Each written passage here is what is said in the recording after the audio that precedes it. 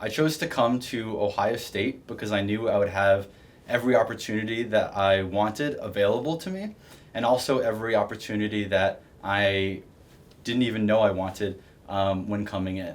And so I had the opportunity to really explore a number of different academic interests, and I knew that I would be getting top faculty and a top department. There's over 1,000 student organizations, and I had the opportunity to be involved on the mock trial team.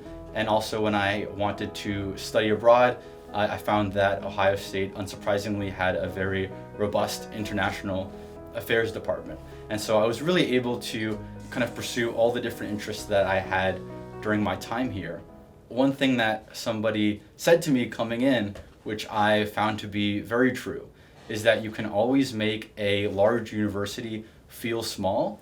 And one of the things I really enjoyed during my time at Ohio State was taking part in the very big student life here and the very passionate student body here, but also feeling like I had a number of small communities. And regardless of your interest here, you'll find other people who have the same passions, the same interests that you have. And so I was able to feel like I was part of this big community, but also have a number of smaller personal or academic communities that made up my time here. In terms of why I chose history as a major, I had always had an underlying interest in history.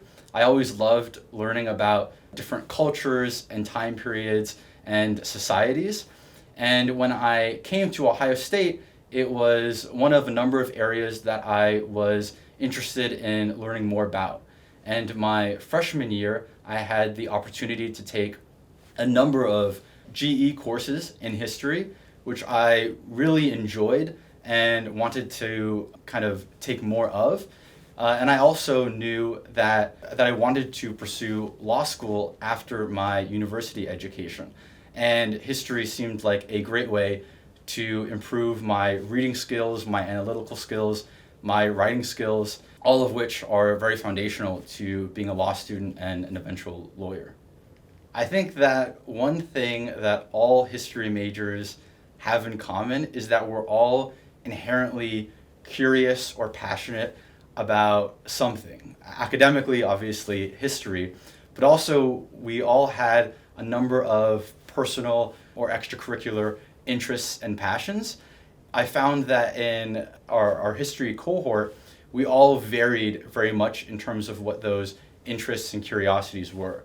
So it was very enjoyable to have people in the major who were all interested in various things, people who went on to medical school or other sorts of graduate programs and were involved in a wide variety of extracurricular activities. But I think the one thing we had in common is that we all really cared about a number of things that we did, both academically, professionally, and personally.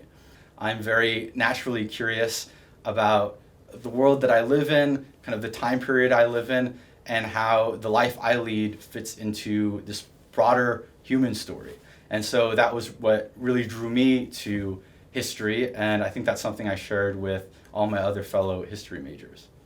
So I think the reason the study of history naturally lends itself to leadership is that as you are studying history, you're gaining a greater and greater perspective on a number of issues. You're gaining perspective on culture, on society, on the world you're in and how it relates to past times. And really the study of history is like a constant nourishment of your perspective. And as a leader, you need to be able to bring a very broad and enriched perspective to whatever organization or group of people that you're leading. And so I think that history majors naturally have a very good foundation to be able to evaluate and think through and reason through whatever challenges they're facing in a way that many other people may not have. So on a professional level, history has helped me lay the foundation for a skill set that I will use in law school and long after law school, being able to research and analyze and evaluate is a skill set that I've gained as a history major, and then I continue to develop, not only now as a law student, but as someone who continues to study and think about history. I've also found that professionally, history is something that people who haven't even studied history like to talk about. And so in interviews and things like that, it's something that has continued to come up as a valuable aspect of myself that other people have an interest in. I also think on a personal level, history will continue to be a academic interest in my life. Even though my time as a history major is over, my time learning history is not over. And I continue to be someone who reads about history, enjoys learning and discussing history, and it helps me on a professional level have some perspective about whatever challenge I'm facing. And also on a personal level, as I go through life, it's always good to have some perspective or understanding of the society you're in, the culture you're in, and how it fits into this broader world.